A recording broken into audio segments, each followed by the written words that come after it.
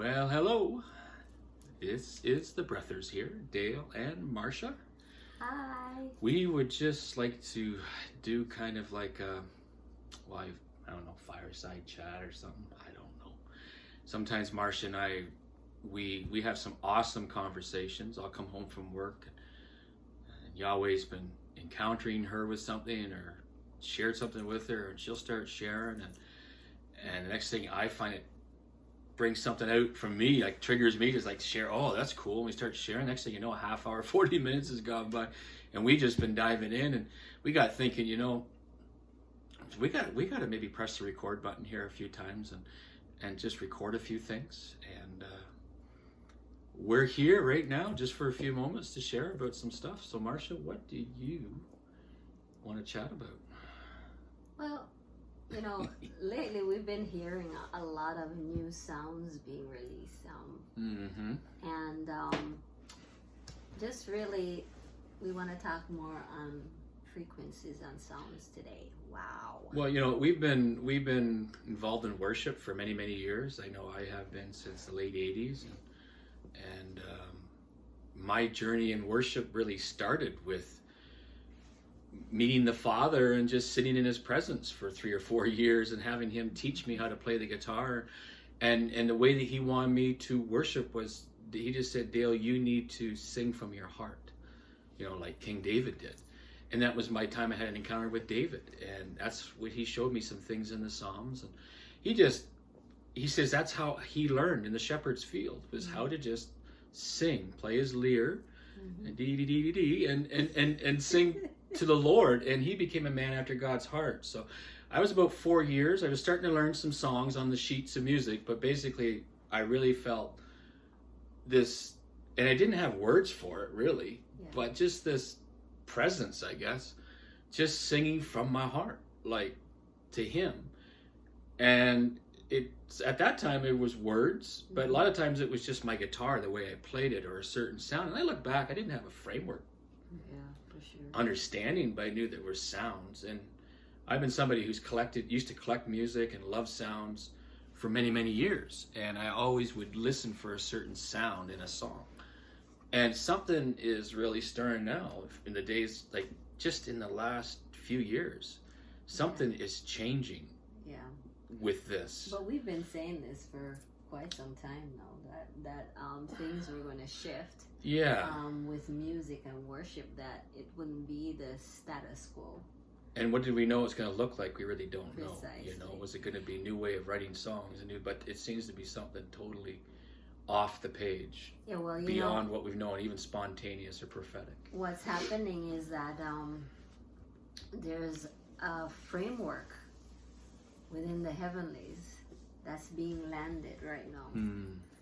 In terms of frequency and sounds and what that looks like. And I was telling Dale just recently, about a year or so ago, I think it was, maybe, that I've been saying that I actually hear the sound in the heavenlies, but I haven't heard that sound released yet on earth. Yeah, that's right. I'm still waiting in anticipation and excitement to hear those sounds. Well, you've heard stuff like you've had in the night season. Well, it wasn't even a dream; it was encounters. You were sleeping, but he took you and you heard, vroom, vroom, like these sounds, like John in Revelations didn't have words for it. How could you? Remember that one time you had an encounter, and then we went and watched an Avengers movie, and there it was, this thing that she saw. In the Avengers movie, it was some universal changing thing. And she saw it. She says, that's it. That's what I saw. And it was making that sound. It's like, but she couldn't put words.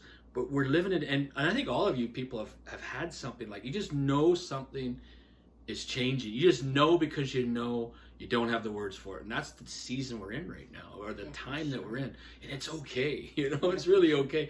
I know within me as a worshiper, playing the guitar or an instrument, there's still a sense of frustration too. Like sometimes it just, even what I've written in songs, just isn't quite what I know Yeah, because there's a shift. Yeah, it's like things are changing. How do I so things are changing so fast in the spirit. There's an acceleration in the spirit.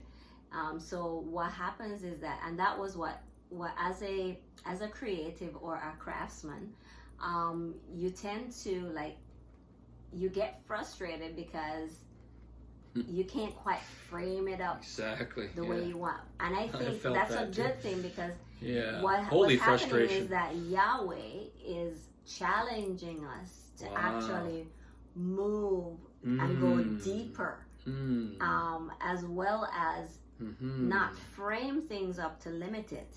Because you see, once you frame it up, you limit it up. It's in that little box. And what Father is doing within worship, it's coming from outside of that box completely. That's right. The ancient sounds are being released. Yeah, there is ancient sounds. These frequencies and these sounds that are, we're living in a day and age where we're going to actually find that, and we've found this in quite some times, that the instruments and the things that we use aren't enough to give us what is on the Father's heart, because it's out of this world, where there will be people who will actually create these new instruments and new sounds and new frequencies. And I believe Justin has been saying that, Justin Abraham, as well as a couple of other Elizabeth Cooper and Kira Real, Real, a few voices out there noticing things. You know, this sound is coming from the very heart of Father. It's coming from a deep groaning and longing. And you know, sound and frequencies are much more than just music. It's movement. It's a way of being. You know,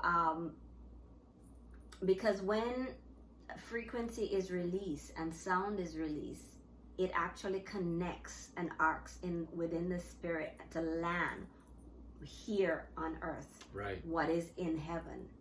And also there is much more to sound and frequency than we even can imagine or think of. So yeah, we were just thinking about that. Yeah, we're tapping into things. Like think of cell phone technology, infrared rays, all those things. They've always been there. They were there back when Yeshua walked the planet. They've been there all through the centuries. It's just been in recent decades that there's been a way of discovery, just like electricity.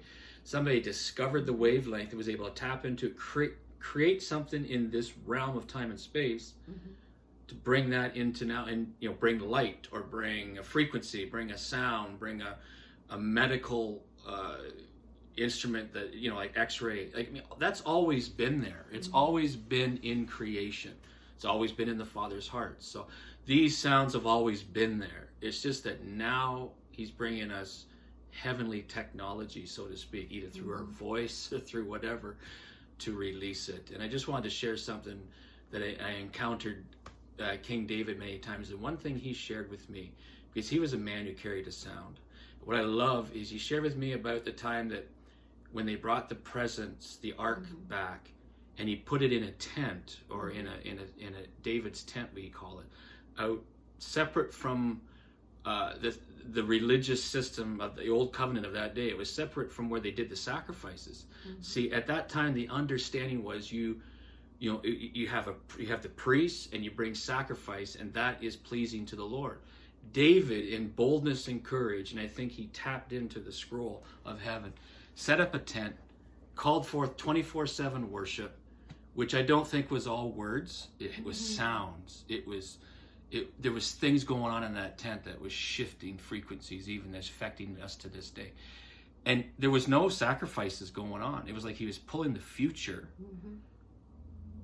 outside of his time and space and the religious boundaries of that day, and he was bringing that sound into his day. And he said, we're living in a day like that, where it's going to be like we're outside of the camp, bringing an ark, as Marcia shared, the ark of his presence, in a way that is not framework of how we understand it is done. And I just want to honor King David and Yahweh, because he is sowing that in people's hearts now. So I want to encourage you people, because some of you might be singing in the shower and a sound comes out, you know, or you just feel a groaning, you don't have words, and you might be frustrated. When release that sound. Begin to start with that simple childlike faith. Okay, Father, I'm going to trust you. I don't know what I'm doing here. This sounds weird. But just do it in the secret place. As Jesus said, go behind closed door with the Father and just birth that thing. You know, it can be a sound, a groan, different kinds of tongues that you have not experienced before. We are experiencing languages and tongues and encountering it in ways with the cloud of witnesses we've never done before. And it's a whole new world. And he wants it on earth as it is in heaven. So, thank you for joining us with, well, the fireside chat. I don't know where the fire is, but it's pretty hot outside, so we don't need a fire. But yeah, so anyways, embrace the sounds and the frequencies of Yahweh's heart. Yeah, that's the most important thing. And release His heartbeat. that sound, you know, because it says in the Word, make a joyful noise unto the Lord. Ooh, so There if you go. yeah, just make a noise. You don't have to be the greatest singer in the world. It's pleasing as unto the Father, because you're his child. Because he's more concerned with your voice pattern than how it sounds to man. Arcing with his heart. Precisely. All right.